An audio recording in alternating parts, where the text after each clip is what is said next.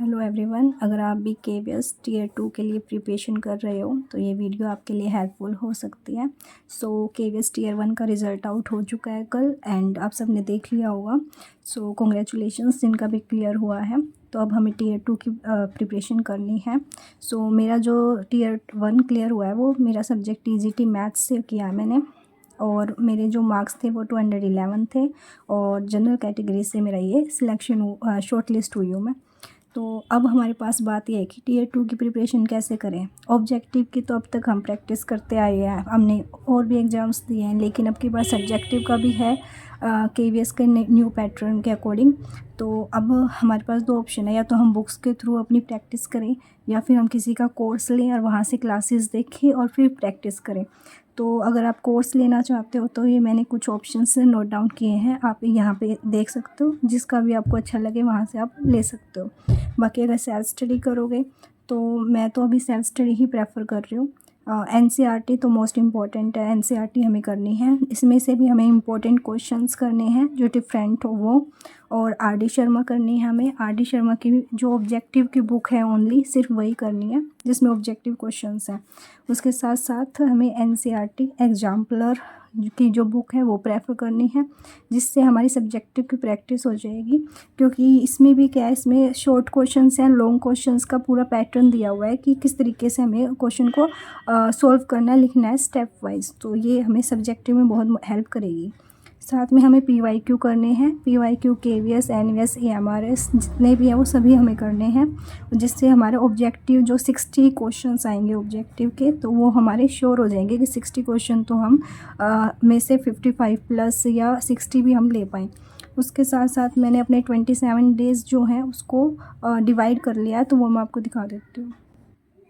Total 27 days है, क्योंकि 28 मार्च का हमारा एग्ज़ाम है केवीएस टीयर 2 का। तो 27 डेज़ को पार्टीशन कर लिया मैंने, 12 डेज़, 10 डेज़ एंड 5 डेज़। तो पहले 12 डेज़ में हम सिलेबस कंप्लीट करने की कोशिश करेंगे कि हमारा सिलेबस एक बार अच्छे से कंप्लीट हो जाए, और उसके 10 डेज़ जो नेक्स्ट हैं उसमें हम अपने पीवाईक्यू को सॉल्व करेंगे, बाकी रिवीजन करेंगे, और इसमें हम सब्जेक्टिव पे ज़्यादा फोकस करेंगे इस टाइम पे। यहाँ हम ऑब्जेक्टिव सब्जेक्टिव दोनों करेंगे, लेकिन यहाँ पे हम ऑब्जेक्टिव पे ज़्यादा फोकस रहेगा, और इन 10 डेज़ में हम सब्जेक्टिव पे फोकस करेंगे। मतलब थ्योरम्स की जो प्रूफ वगैरह है वो ज़्यादा प्रैक्टिस के थ्रू हम उनको करेंगे। और लास्ट के 5 डेज़ में एएमआरएस का एग्ज़ाम होगा जो 22 को है, तो उसका एनालिसिस करेंगे भी हमने हमारी प्रिपरेशन कहाँ तक हुई, कैसे, क्योंकि सिलेबस सेम है एएमआरएस केवीएस का, तो हमें काफ़ी हेल्प हो जाएगी। उसके बाद हम अपना शॉर्ट नोट्स जो बनाएंगे वो रिवाइज करेंगे, एंड कोई हमें लगेगा कि कुछ और हमें स्टडी करनी है इस एग्ज़ाम के एनालिसिस के बाद, तो हम वो इन 5 डेज़ में कवर अप करेंगे। पहले 12 डेज़ में मैंने तीन टॉपिक जो चैप्टर्स है वो हम पर डे करने की कोशिश करेंगे, क्योंकि तभी सिलेबस कंप्लीट हो पाएगा। क्योंकि टाइम हमें इतना कम मिला है तो हमें अब मेहनत ज़्यादा करनी होगी। और मैंने क्या किया, अलजेब्रा को एक पार्ट अलजेब्रा का, एक ग्रेजुएशन पोर्शन का और एक ज्योमेट्री का, इन तीनों को अलग अलग मैंने डिवाइड कर लिया है। तो जैसे हमने एक अलजेब्रा का टॉपिक लेंगे, साथ में एक ग्रेजुएशन का टॉपिक करेंगे जैसे लीनियर अलजेब्रा, और साथ में हम ज्योमेट्री का कोई एक टॉपिक करेंगे।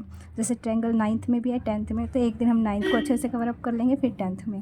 तो हम करेंगे कैसे, पहले हम एनसीईआरटी से इसकी थ्योरी कंप्लीट करेंगे अच्छे से, उसके बाद हम अपने जो आर डी शर्मा की बुक है वहाँ से ऑब्जेक्टिव की प्रैक्टिस करेंगे, एंड देन हम अपना जो हमारे पास एग्जाम्पलर है, एनसीईआरटी एग्जाम्पलर है, वहाँ से हम सब्जेक्टिव की जो क्वेश्चंस है, जो लॉन्ग क्वेश्चंस हैं उनकी प्रैक्टिस करेंगे कि किस टाइप से हमें लिखना है। क्योंकि हमारी अब लिखने की इतनी रही नहीं है ना प्रैक्टिस, क्योंकि अभी तक हम ऑब्जेक्टिव ही देते आए हैं, तो वहाँ से हम ये करेंगे। अगर आपको करने हैं तो आप रूमिका भार्गव, रूमिका मैम है, तो उनके चैनल पे आपको मिल जाएंगी ये ग्रेजुएशन का जो वीडियोस हैं, वहाँ से कर सकते हो, या फिर शैंकी मैथ्स उनका चैनल है, वहाँ पे भी आपको मिल जाएगी। उन्होंने डीएसएसबी के लिए करवाई हुई है, लेकिन ये उसमें केवीएस में भी सेम ही है, तो ये वहाँ से आप कर सकते हो अगर आपने कोई कोर्स परचेज़ नहीं किया है। अगर आपको किसी और भी चीज़ में कोई डाउट है, अगर कोई भी सजेशन आप देना चाहते हो, या कोई क्वेश्चन माइंड में रह गया जो मैंने अभी इसमें नहीं बताया, तो आप कमेंट में ज़रूर बताइएगा।